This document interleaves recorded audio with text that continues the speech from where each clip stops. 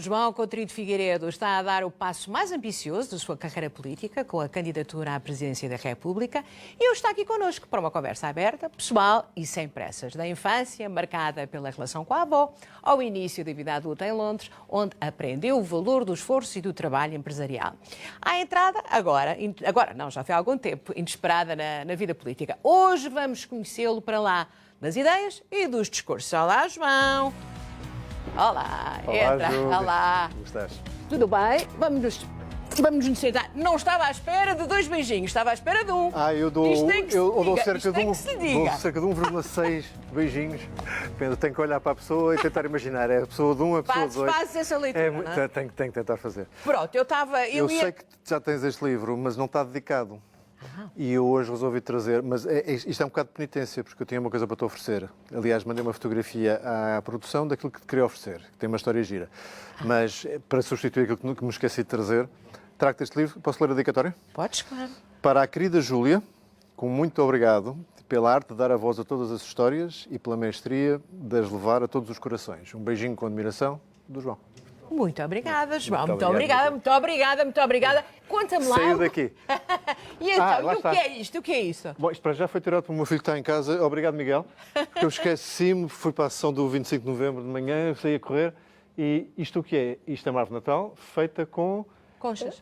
Não, feita Então. com aquelas, não vou-lhe chamar pétalas, as bocados das pinhas. Portanto, isto é um pinheiro. Isto é um pinheiro. Daí a relação, isto é um pinheiro. Ah. Mas o mais importante deste pinheiro é que é feito pelas pessoas que estão, neste caso, internadas ou em assistência no Centro de Apoio Social do Pisão, ali em Cascais, que eu queria, não vou dizer promover, mas dar um enorme... visibilidade, agradecimento. Vão, se puderem, e vejam o trabalho magnífico que está ali a ser feito. O centro tem uma história fantástica. Começou por ser um presídio nos anos 30 do século passado, depois passou ao hospício, com os piores casos de saúde mental que havia. Há lá um museu com fotografias desse tempo, quando isto passou para a gestão da Misericórdia de Cascais. Faz um trabalho absolutamente magnífico, cerca de 600 e tal pessoas lá, entre os que estão internados e os que estão lá em assistência, e faz um trabalho magnífico. Passem por lá, tem uma venda de Natal a começar e todo o apoio que eles merecem. Então, porque isto é um pinheiro, já percebi. Exatamente. Bom, vamos explicar. Na base está assinado, não se vê aqui, pelo próprio artista, que eu acho que se chamava Benjamin, e que assinou muito simpaticamente. Bom, vamos aqui explicar então quem está lá em casa, porque é que nós nos tratamos com esta familiaridade, não é? Por tu, ainda por cima. Eu vou lembrar que a última vez que falei contigo foi no momento em que eu me estava a despedir, a sair de uma empresa. É verdade. E vi para esta, e foi a última vez que nós conversámos, assim mais longamente. Mais longamente. Mais longamente, não é? Mas aposto que não te lembras da primeira vez que falámos. Deve ter sido para aí 1 ano antes ou 2, não foi? Para aí? 1 ou 2 dias depois de eu entrar na TVI, onde nos conhecemos. Tu eras diretor-geral, sim. Sim, e fui-me apresentar às pessoas mais importantes da TVI. E lá fiz os meus 2 minutos de discurso, saber que vinha com todo gosto fazer isto ou aquilo, já me lembro o que é que eu disse. Mas lembro-me que houve muito poucas perguntas e na ponta da mesa alguém, já com o seu espírito de liderança natural, perguntou: eu só tenho uma pergunta. Essa pessoa era a Júlia Pinheiro. Só tenho uma pergunta. Gostas de televisão? Ainda era gosto. Ainda era gosto. Gosta. Provavelmente a terceira pessoa assim. Gosta de televisão? E lembras-te do que é que respondeste? Disse, fiquei, que raio de pergunta, só passado umas semanas é que percebi a importância da pergunta, porque realmente quem não gosta de televisão, não no sentido de espectador ou no sentido de gestor, mas no sentido de alguém que consegue ficar no meio, pertencer a aquilo que no fundo é uma tribo, estarás de acordo. Quem não consegue ter essa afinidade e esse gosto, esse amor, nunca se sentirá bem e nunca se considerará ser um bom. Tu apanhaste ali, que já tinhas, aliás, da maneira como te apresentaste nessa altura, já tinhas ali a grande capacidade de comunicar, que é uma coisa indispensável para aquilo que tu fazes hoje, não é? Mas devo dizer que no último dia em que estivemos ali sentados os dois a redigir coisas e a ver qual era o comunicado que saía e não sei o quê, e eu conversei muitas vezes contigo, mas nunca me lembro de tu uma vez teres falado que querias estar na vida política ou que tinhas um apelo para esta dimensão. Antes, pelo contrário, não tinhas. Eras um tipo discreto e reservado. Sim, mas também não era antipolítica. Era nunca pensei, por exemplo, militar num partido. Nunca achei que era aquela coisa da disciplina partidária, que era uma coisa que me transcendia. Como é que alguém pode estar permanentemente a defender... De acordo. De acordo com todas as ideias que um partido tivesse. Mais um exemplo daquelas ironias. A pessoa nunca deve dizer desta água não me beberei. No teu caso é de facto o destino deu aqui uma... Deu. Mas eu às tantas comecei, portanto, depois de nos conhecermos, veio ainda a intervenção da Troika e veio a ser problemas e estávamos... Aconteceu muita coisa. Muita coisa. Eu já escrevia uns artigos para os jornais, tinha umas tertulias com os amigos, portanto já tinha aquela coisa, isto não está bom, isto é preciso fazer alguma coisa. Mas tiveste esse apelo que é assim, porque eu acho que a vida política, e permite-me, não é? A vida política hoje não é o que foi no passado. Os políticos estão muito expostos. Eu não tinha as redes sociais trazem uma dimensão de crítica e de escrutínio que no passado mudou totalmente. Mudou. Eu também só estou na política há 6 anos, portanto não me perguntes muito para trás disso. Sim, mas sabemos, não é? Da nossa vivência. Imagino que seja bastante mais difícil hoje do que foi no passado. Mas eu lembro-me mais ou menos do dia em que isto para mim se tornou óbvio que eu tinha que fazer alguma coisa, porque eu estava a preparar umas entrevistas de emprego com o meu filho mais velho, que é um rapaz bem preparado e deveria ter alguma facilidade em conseguir fazer alguma coisa da vida dele.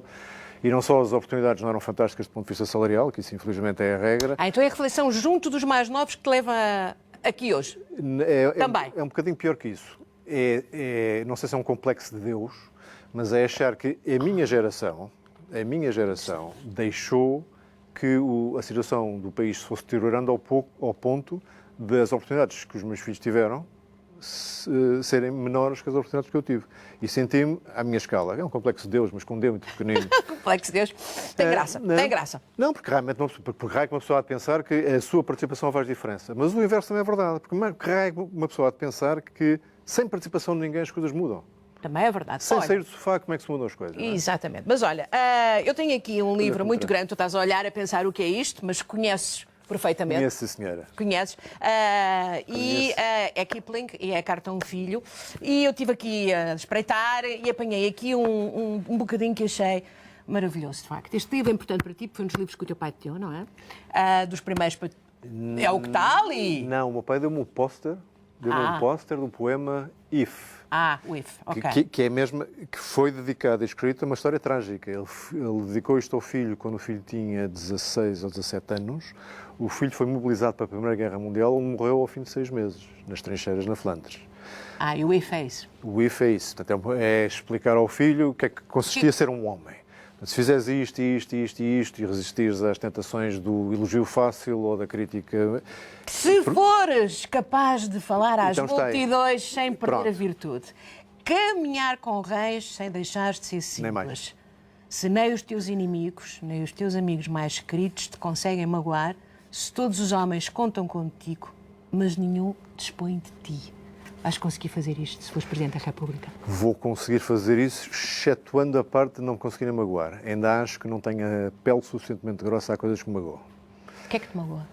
A primeira coisa que me magoou mais, e está no domínio geral da injustiça, era quando me chamavam privilegiado. Porque não faziam ideia da minha vida, nem o que é que eu tinha tido de fazer. Tu tens esforçado muito para desmanchar um bocadinho não me tenho esforçado muito. Está ali no teu livro e de vez em quando vais falando. Que saiu agora. Mas essa percepção de que uma pessoa só porque tem determinado aspecto ou chegou a determinado nível, teve as coisas fáceis e começou já com um empurrão, com um grande balanço, é menosprezar não só o meu esforço, que já seria, mas o esforço de pessoas que vieram antes de mim e que muito passaram para que eu pudesse ter as oportunidades que tive. Achaste importante, portanto, por isso, mas é só por isso que tu quiseste contar a história até lá atrás, até à tua avó? É uma questão de justiça, de repor um bocadinho da verdade histórica e homenagear essas pessoas que se sacrificaram por mim. Não foi só a minha avó, os meus pais prescindiram de muita coisa para que todos os filhos tivessem aquilo que eles achavam que era a coisa mais importante de todas, que era a educação. Portanto, eles prescindiram de muita coisa para que os filhos tivessem. A tua avó, Maria dos Prazeres, tu dizes que foi a grande referência da tua vida? Ambos os meus pais trabalhavam, portanto, eu estava a maior parte do tempo com a minha avó e os meus pais chegavam ao fim do dia a casa. O meu pai viajava muito, portanto, às vezes nem ao fim do dia chegava. E a minha mãe chegava tarde a casa, atingiu a minha mãe, de facto, também outra grande lutadora. Tens tu? Eu não gosto de tirar fotografias. Aqui. Ainda agora hoje. gostas. Não gosto, Ai, gostas. Não. Ai, gostas. Tu não sabias que eu era, enfim, não vou chamar fotógrafo para não ofender os fotógrafos. Tu gostas de fotografia? Eu gosto muito de tirar fotografias e às tantas alguém me dizia, tu gostas para ficar atrás da câmara, tu não gostas de estar à frente da câmara. E é verdade, eu não gosto de tirar fotografias, eu não consigo escolher uma fotografia minha para um cartaz, eu passo para um cartaz meu e viro a cara. Era isso que eu ia dizer, porque ali a entrada agora ali do Marquês, estás ali em grande evidência. Não consigo. Quando olhas para ali, há o quê? Um sentimento de estranheza? Estranheza. Aqui estás irreconhecível, completamente. Esta tua. Olha para ti, olha ali com os óculos. Mas isto também tem a ver com coisas que eu conto no livro, que é, eu era, não vou dizer socialmente inadequado, mas era um bocadinho nerd, não é? Estou a ver um cabezinho tímido, sim. Sim, tímido. E aqui estou com o cabelo bastante domado, porque ele normalmente tem uma vida própria pior. Portanto, eu só muito mais tarde, eu não sei que idade tinha aqui, talvez 9 ou 10, mas só bastante mais tarde, aos 13 ou 14, é que comecei a conseguir conviver melhor comigo próprio. Portanto, tinha imensos complexos de... Mas o que é que isso vinha de quê? Porque estavas no... Olha, caixa de óculos, certo.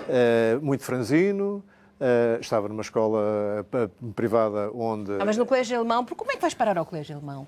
Porquê? Olha, há duas versões, eu não sei qual delas é lenda familiar ou não é. Uma é que a minha irmã mais velha era particularmente, vou dizer, vivaz, para não dizer indisciplinada, coisa que o meu avô paterno, João do Carmo, achava que era um avô antigo, daqueles muito estritos, as crianças à mesa não fazem barulho, e que achava que ela precisava de uma disciplina mais bem incutida, digamos assim, e então a educação alemã devia ser isso, e conhecia alguém na escola alemã. E a coisa agilizou-se. E pronto, foi a primeira irmã. Foi a primeira, depois tu vais a seguir, claro. A outra, que eu acho mais graça, mas não sei se é verdade, é que essa pessoa que conhecia na escola alemã era muito bem conhecida pelo meu avô. Não sei. Pronto, nunca esclarecemos exatamente o que é que se faz. Eu acho que sim. Eu gosto mais da segunda, tem o seu picante. É mais romântica, Eu não sei onde é que estava a minha avó no início dessa história, portanto prefiro não aprofundar muito. Mas não estamos a falar da avó da Maria. Não, isto é um lado paterno. É o lado porque tu falas com muito carinho dessa senhora, explicas que a senhora teve um esforço de vida tremendo, porque trabalhava, enfim, de uma forma que a senhora trabalhava na... Era mulher a dias? Era mulher a dias, não é? Ou teve que ser mulher a... Teve que ser mulher a dias, não é? E ficou divorciada nos anos 30, que é uma coisa que é igual a um anátema, não é? Foi por escrita. As pessoas não fazem ideia o que é que era. E ainda assim teve sorte, porque com a instauração do Estado Novo foi rapidamente tornado o divórcio muito difícil, mas ainda assim possível. Depois com a concordata, que acho que é de 34, tornou-se impossível. Portanto, acontece o divórcio numa altura em que ainda foi possível, embora tenham tido que invocar coisas absolutamente abjetas, como o abandono da filha, por exemplo, que era uma das coisas que foi invocada, que tinha sido... Há muita história familiar aí que tu agora quiseste como que reposicionar no teu trajeto. Contar a história pela primeira vez, ninguém nunca tinha contado isto em público. Não é de aproximar dos eleitores, tu não estás a dizer, eu tenho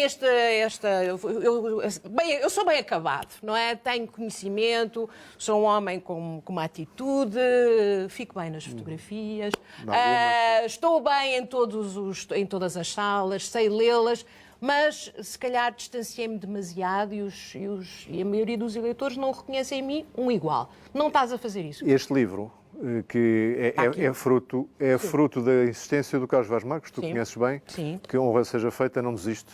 E insistiu durante meses, portanto, muito antes de eu pensar que ia ser candidato. E o argumento que ele usou que me convenceu foi: tu achas que a tua vida não tem interesse nenhum, mas eu é que sou editor. Portanto, eu conheço o interesse que as pessoas têm, e disse uma frase: o interesse depende muito mais do interessado do que do interessante. E eu achei as frases deliciosas e tive que lhe dar razão. E, portanto, é muito por isso. E acho que, sim, depois, no contexto político, quem está a pedir confiança às pessoas, pedindo-lhe o voto, tem que ter o mínimo de abertura para mostrar quem é. Até para as pessoas verem se há congruência nas suas posições políticas com a sua vivência. Se viveu sempre daquilo que então, de acordo. Está perfeitamente. Acho que joga as duas coisas. Portanto, é mostrar-me também. Mas foste tu mesmo que escreveste? Isto foi eu que escrevi, sim. Muito bem, muito bem. Bom, ao longo de 4 semanas durante o mês de agosto, portanto, lá foram as férias.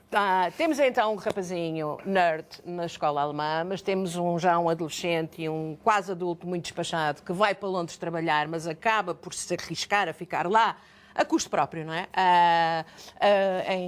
Enfim, frequentar uma boa universidade porque já tinhas... Mas aí tu fazes uma reflexão aqui no livro, que é tu já achavas que nessa altura aqui em Portugal, estamos a falar de que 79, 80, que isto estava tudo aqui um bocadinho Não, mas é que estranho. as pessoas não se lembram. Não, lembro-me sim, que eu andava na faculdade nessa altura. Então, lembras-te em que mês é que começaste as aulas, no 79, 80? Muita sorte porque andei na Universidade Nova, que era uma universidade novinha. Pronto, é que a generalidade das universidades onde eu não estava a pensar ir, começaram aulas em janeiro. Pois havia todo um... Portanto, e era bagunça, havia reuniões generais de alunos o tempo todo, que determinavam, por exemplo, passagens administrativas e, portanto, era tudo muito divertido, era de facto divertido. É para aprender, não. Mas tinhas essa consciência, que tinhas que te preparar de outra maneira? Não, eu na verdade foi quando estive em Inglaterra e gostei muito da experiência de Londres, sobretudo de Londres, para quem vinha de Portugal, que era para lá de vibrante, era uma intoxicação. Sim, Londres de 1979, aquela Carnaby Street não era uma rua de souvenirs, era uma rua de verdadeira avant-garde na música, na moda, em tudo. E, portanto, aquilo para mim foi um abrir de olhos, gostei muito daquela liberdade que senti ali, mais do que senti em Portugal em 79, portanto, repara a diferença. E notava-se ainda, portanto, Portugal não estava ainda completamente normalizado.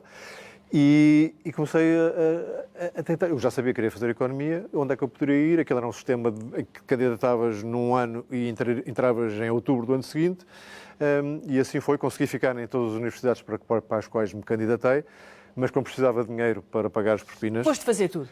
Não, tinha que ficar em Londres, porque nem em Cambridge, nem em Oxford tinha a oportunidade de conseguir trabalhar como consegui trabalhar em Londres para pagar pelo menos o primeiro ano das propinas, depois lá consegui uma bolsa e lá consegui a minha vida, não é que tenha ficado muito mais folgada, mas pelo menos tinha uma base. Trabalhaste muito e fizeste a licenciatura, o que é importantíssimo, e pelo aquilo que tu contas, percebes que foi uma experiência altamente desfrutada, não é? Tu absorveste o que pudeste. Vens para Portugal depois e já vens trabalhar para a área financeira.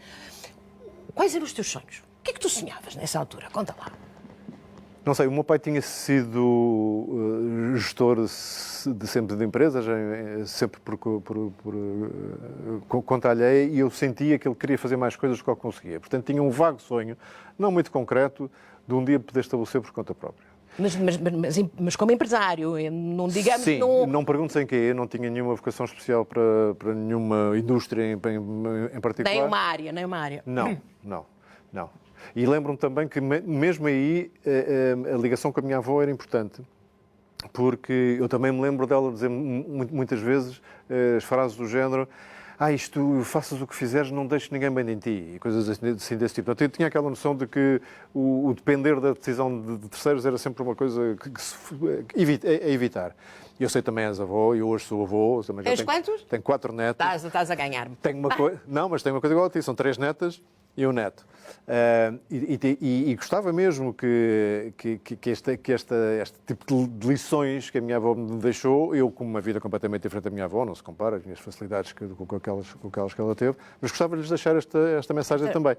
A mais velha tem 9 anos, já começa a perceber, os outros são mais pequenos. 4 filhos, não é? Portanto, é quando tu regressas, tu casas, não é? Nessa altura. Eu regresso. Casas com a Patrícia, que conheceste na escola. Conheci antes e casámos uns anos depois, em 87. E 4 filhos. E tens um momento, por acaso, nós até viajámos juntos. No outro lembrei-me, até fomos à França, fomos a Cannes, essas coisas todas. Os nossos jantares de hoje, tu fazias sempre anos quando íamos a Cannes. Exatamente. Fizeste uma bonita festa de anos em Cannes uma vez. E por acaso nunca falámos, tu nunca contaste o que é que se tinha passado com o teu filho João. Olha, não me lembrava que não tinha contado, mas é provavelmente aquelas coisas... Tu na altura eras muito, muito reservado. Por isso é que eu hoje fico completamente espantada com a abertura que vem aqui no livro e como tu contas a tua história. O teu filho João foram 2 meses muito difíceis. Muito, muito difíceis. Ele teve um problema logo à nascença. Esteve internado nos cuidados intensivos de Dona Estefânia durante praticamente 2 meses. E nas primeiras semanas o prognóstico era muitíssimo reservado.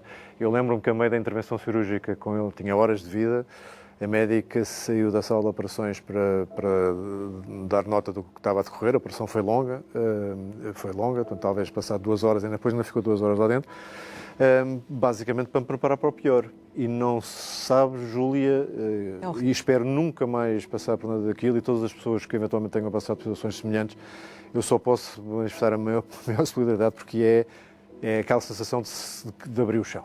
Impotência absoluta, não é? Impotência absoluta, e parece que a tua Não vida... posso fazer nada, claro. Sim, e parece que a tua vida assim, acabou, sendo que já tinha uma filha, né? E portanto que não podia acabar. Portanto, isto ter que continuar a viver e assumir as suas responsabilidades, mas que nunca mais seria igual. E tive a sorte de realmente ter irmãs. Não é? Ter irmãs. E hoje é tudo gente crescida, não é? Sim, e cada vez que o João, que é o meu filho mais velho, que teve o problema, que é um desportista nato, cada vez que eu vejo a fazer coisas incríveis, penso este rapaz não devia estar a esforçar-se tanto, mas ele não se lembra. Tem uma cicatriz que ele, pronto, inventa umas histórias engraçadas, ou pelo menos eu recomendava. Mas diz que foi um tubarão. Isso dá certeza. Uma boa conversa é boa, não é? Para começar um jantar é bom. Bom, eu conheço-te em 2019. Tu, nessa altura, eras gestora. Foste gestor a vida toda. É verdade. Não é? E também me lembro nas conversas que tivemos nessa altura, em que tu me persuadias para eu mudar a minha vida noutro sentido, que era, fica aqui na TV. Uma vez disseste-me, eu se quisesse, a minha vida podia já estar arrumada de um certo ponto de vista, que é do ponto de vista económico, tu não tinhas preocupações. Portanto, quando eu te vejo, nessa altura, 2019, portanto, tu aí, eu não sei, tu já tinhas um projeto para o teu futuro imediato, porque não parecia, não é? Quando falaste comigo nessa altura, eu até me surpreendi, porque pensei, ele já sabe o que vai fazer, eu não faço a mais pequena ideia. Depois da televisão não sei. E tu já sabias. E não foi nada do que tinhas previsto. Nada. Nessa altura, o que é que tu querias fazer? Quando saí da TVI, Sim. já queria fazer o que depois acabei por fazer, que era devolver um bocadinho daquela capacidade de gestão, mas agora nas tais coisas por conta própria, fazendo aquilo que na altura tem um nome horrível chama-se Business Angel, chamava-se na altura, que é alguém que ajuda a constituir e a criar negócios. Que depois interrompi para fazer o meu período de gestão pública, a única experiência que tive na gestão pública no Turismo de Portugal, muito por insistência do António Pires Lima, e muito porque era, de facto, uma oportunidade absolutamente extraordinária de fazer uma coisa que eu gosto muito de fazer, que é a estratégia empresarial, mas à escala nacional, numa indústria como o turismo. Portanto, gostei muito de lá estar. E só saí depois quando mudou o governo, porque aqueles cargos são basicamente de confiança política.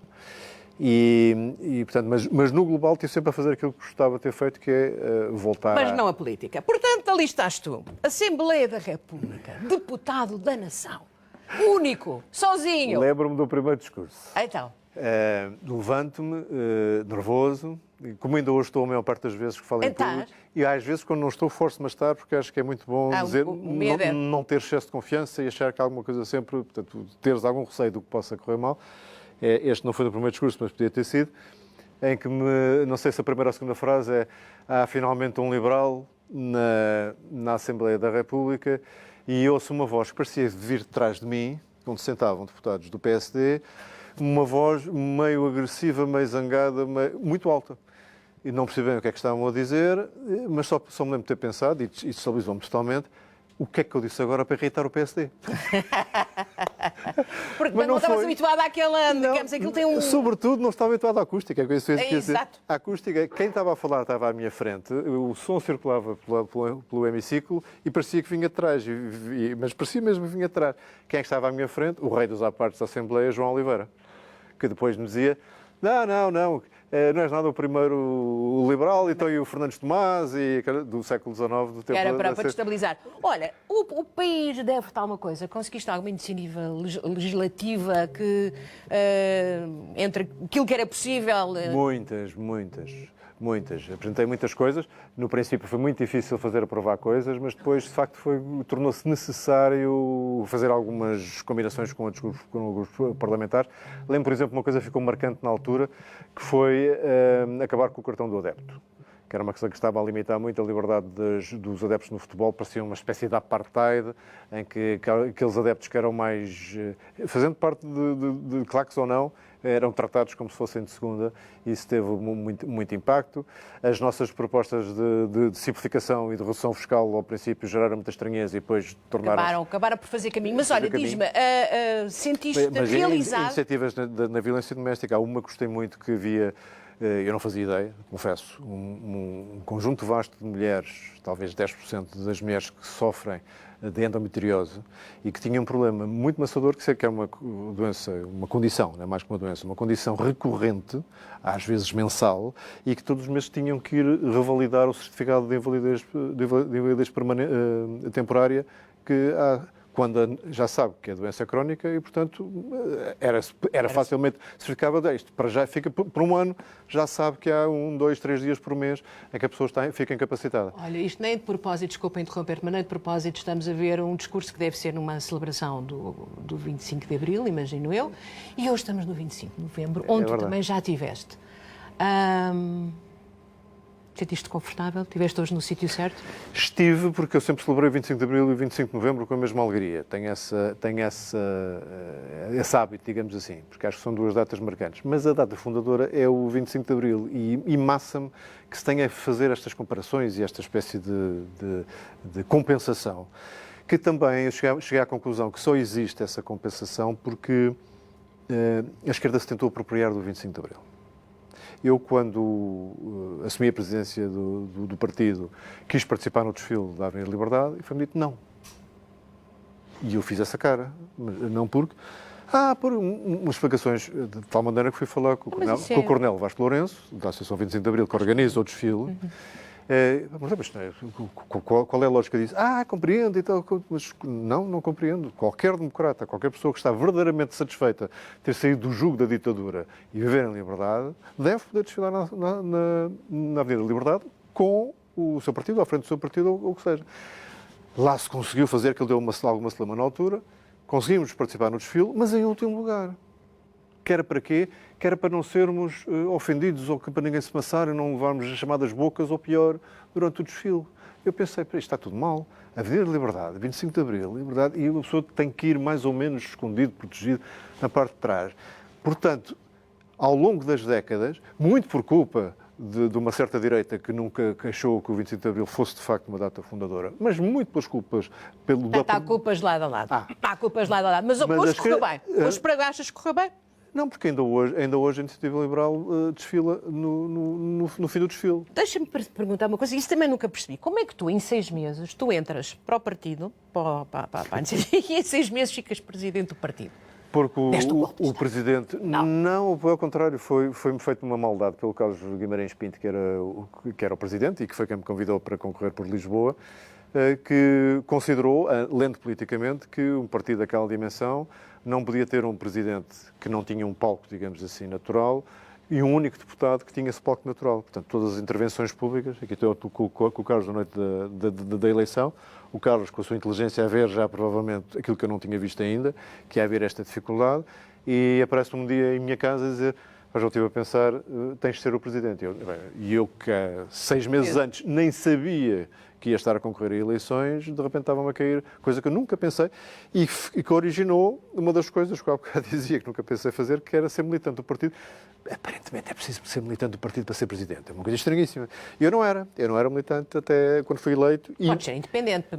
Para ser presidente não pode. Para ser não pode. Bom, entretanto, de eurodeputado, que julgo que eu acharia à distância que é fascinante, mas dizem-me que tu não achas extraordinário, que há um certo distanciamento entre a proposta e o que eu se lá gosto faz. de mudar coisas.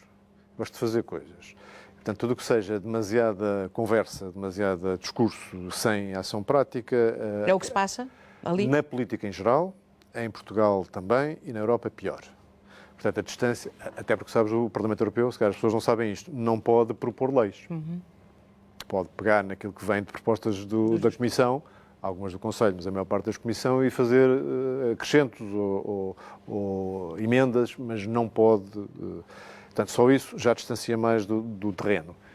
E depois são 720 eurodeputados, com cada um com as suas noções do que é que deve lá estar nas coisas. E forças políticas diferentes. Olha, não é só isso. Pegas, não sei lá, vem lá uma proposta da Comissão, diz isto é um copo de água. Mas depois alguém que é dinamarquês diz, não, mas podia ser de cerveja, vamos pôr um bocadinho mais alto. Mas depois diz o alemão, mas tem que ser, põe uma pega. E depois o outro diz... E passou 2 dias. E passou 2 dias nisso. Pior, chegas ao fim com as emendas todas e não percebes que é um copo e já não dá para levar água. Muito bem ilustrado. Muito bem ilustrado. Agora diz-me, Presidente da República... A analogia que eu tinha não dá para televisão. Presidente da República. Para quem acha que isso é pouco, com um copo de água, o Presidente da República, sendo que é uma função nobríssima, mas é muito institucional. Muito, não sei qual é a tua leitura desse papel, mas tem muito a ver com a nossa representação de Estado e não, efetivamente, com a Depende. Com a capacidade de interferir? Depende. Há, de facto, essas funções de representação, que são cerimoniais, sobretudo. Depois há outras de guardião da Constituição, e eu até diria até um bocadinho mais que a Constituição, de uma certa transparência ética na política, que não sendo tão cerimoniais, às vezes nada cerimoniais, são mais formais. Mas depois há uma terceira, que é pouco, acho eu que não tem sido pouco usada, que é de mobilizador e inspirador das pessoas. Mostrando que é possível fazer melhor, é possível fazer mais e, sobretudo, dando destaque às pessoas que já o estão a fazer, mesmo antes de lhes ser solicitado. Isso não tem sido feito pelos presidentes todos, na tua opinião? Não. Tem. Não? Não. Acho que cada vez que se põe uma comenda no pescoço de alguém, cada vez... Eu não quero comendadores. Os comendadores, ainda bem que existem, no fim das suas vidas, como reconhecimento de um trajeto, eu quero, na altura em que está a acontecer, alguém que cria cultura. Alguém que cria conhecimento. Alguém que põe isso ao serviço do crescimento económico. As comitivas presidenciais, carregadinhas de economistas, deputados, também com certeza foste em alguma. A minha imagem disso é pegar um miúdo, uma miúda, em qualquer uma dessas áreas e dizer, olha, fez, ninguém lhe pediu, está aqui uma nova invenção, uma nova criação, uma nova composição, qualquer coisa que é novo, que pode projetar Portugal, um bocadinho, médio, muito, não interessa, pode projetar. E é esta qualidade que eu quero reconhecer, porque isso pode inspirar a outros a imitar. Esse tipo de mostrar... Eu não estou ali para definir desígnios nacionais, muito menos para impor ideias políticas, que é uma coisa que eu próprio me compenetrei. Todo o meu passado partidário fica à porta, porque eu só quero que os assuntos sejam tratados. Se a solução final não era aquela que eu faria, ou não é muito do meu agrado, é indiferente. Mas o assunto foi tratado e espera-se tratado seriamente. Uma das coisas que é importante para que os assuntos sejam tratados é que não saiam da agenda e que seja dado reconhecimento às pessoas que estão a tentar manter esses temas na agenda, percebes? Portanto, ser uma espécie de amplificador de tudo o que está bem feito para inspirar outros a continuar a fazer igual. És o presidente, tu dizes que vais à segunda volta. Com muita, tu dizes isso com fé, atenção, eu vou à segunda volta. E ao princípio, se calhar tu também achavas que... Agora olha para as sondagens. Sim, é verdade. E ainda agora começou. E eu sei 2 meses pela frente, não é? Ainda falta um bocadinho, embora aquela altura de Natal seja uma altura um bocado ingrata de fazer política. Desculpa em português, desde já, se eu tiver que comunicar politicamente alguma coisa no meio das rabanadas, mas ainda agora começou. E eu apesar de só ter 6 anos de vida política, já fiz 8 ou 9 campanhas. Eu sei distinguir quando uma campanha está a correr bem ou quando está a correr otimamente. E está a correr otimamente? Está a correr otimamente. O que está a passar, o que eu sinto a passar-se nos sinais que vão acabar por ter reflexo nas sondagens e naquilo que a gente pode ver à escala mais nacional. Mas aquilo que eu estou a sentir nos contactos, nas redes... Não achas que há candidatos a mais? Eu nunca acho que há candidatos a mais. Pode dificultar a escolha das pessoas, mas ninguém disse que a escolha do futuro tinha que ser uma coisa fácil, não é? Suponho tu que só tinhas 3. Imaginas que 3 seriam. Já ias bocejar, não ias? Já estavas com isso. Não ia bocejar. Mas acho que estamos num momento... Eu acho que é complexo. Agora, fazermos aqui... É um Tetris, não é? Uma coisa que então vamos fazer um bocadinho de pedagogia. As eleições presidenciais são daquelas, talvez, onde os partidos de quais as pessoas são oriundas e as suas convicções políticas menos interessam. Interessa muito mais a personalidade, o caráter, a vontade de olhar para o futuro, o histórico, a congruência com a vida, um dos motivos pelo qual fiz o livro, e olhar para aquela pessoa e dizer, aquela pessoa, de facto, pode ter ideias, e por acaso recebo muitas mensagens dessas, não concordo muito com as suas ideias, mas vou votar em si porque acho que é uma pessoa assim. E isso é sinal que está a chegar aos sítios certos. João, uma pergunta assim um bocadinho mais perversa. Isto não é também um grande momento de vaidade? Tu és vaidoso um bocadinho. Todos os políticos têm que ter um componente de autoestima que se pode confundir com vaidade. Mas a verdade verdadeira, e isto digo-te aqui com verdadeinha com toda a convicção, é que se houvesse alguém que tivesse a preencher este espaço político nestas presidenciais, eu ficaria muito bem descansado, fora dos holofotes. Não vai dizer que tu foste abordado pela candidatura do Marcos Mendes? Não vai dizer não, fui eu.